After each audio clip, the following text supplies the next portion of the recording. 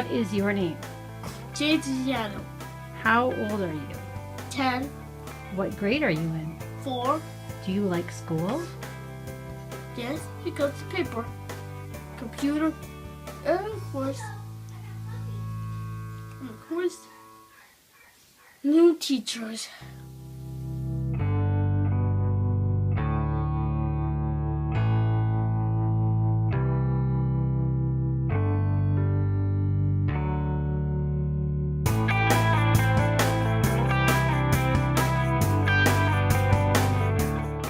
Assessing students with autism, and I guess the main thing that I've found with students with autism is just making sure that you are flexible with your assessment and just realizing that when you give the assessment might not be the perfect time for that student, so you have to be able to kind of be flexible with that. And you know, if it's later or the next day or the next week, then that's fine as long as you get it done. And then how you assess too, I find, is sometimes, you know, tailoring it to the student's needs. So if the student doesn't do well with written work, then you need to do something more oral, and you need to, you know, or sometimes they need to kind of draw it out and then tell you.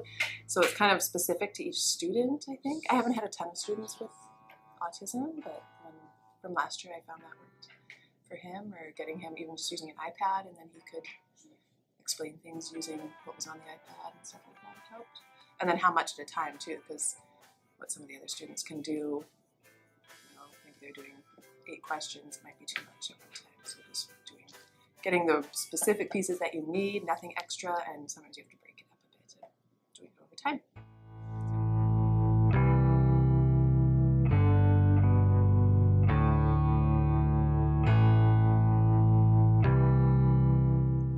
So the advantages of being flexible with your assessment is that you get the most accurate depiction of what the student can do at that time.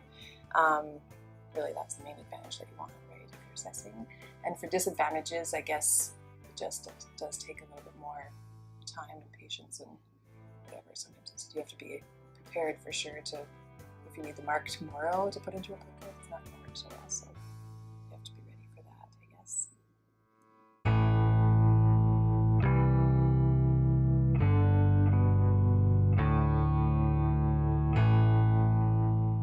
At Campbell, they have a FIAP program. FIAP stands for Functional Integrated Academic Program. This program serves students in kindergarten through post-high school with mild to moderate autism, cognitive, physical, behavioral, and/or health impairments in an integrated school setting. This program emphasizes the development of critical academic and life skills through a collaborative, team-based approach.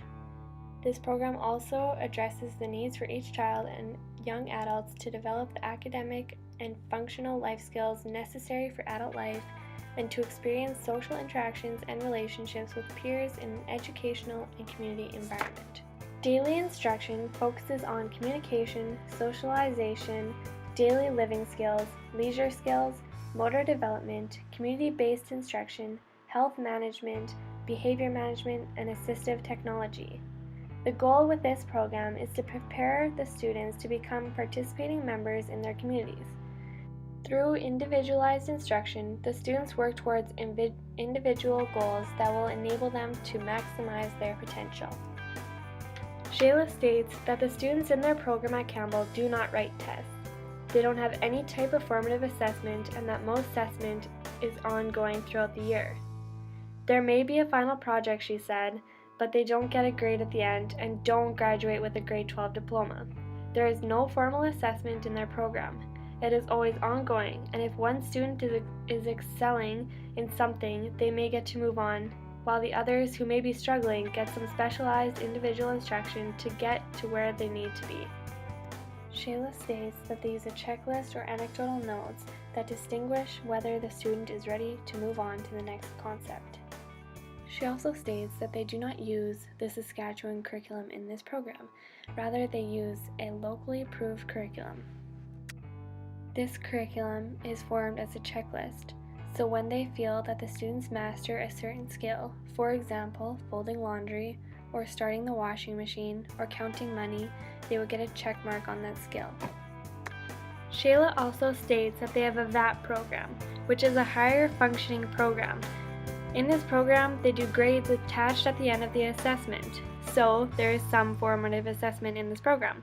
During these assessments, they may only do one part, or even just one part of it at a time of this assessment.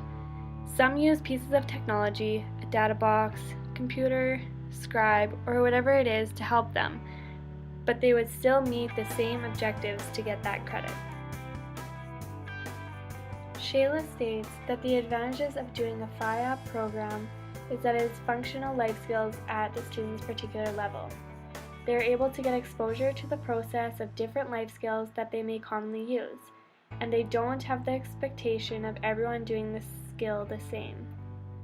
Therefore, you are able to tailor your lesson and units to the groups that you are working with. Some disadvantages of the FIAP program that Shayla states is that the program runs from kindergarten to post-secondary and is based on ages. Therefore, it makes it difficult because there is a wide range of different abilities for different ages. Therefore, it is challenging to meet the needs of all the different abilities at that certain age. Another disadvantage to this program is that you need a lot of adult hands to help. For example, if you're doing a lesson on laundry, there may be one group of kids folding clothes, one group working on the machine, and one group reading labels. Therefore, there's a lot of things going on at one time, and you want to make sure that there's support for those students.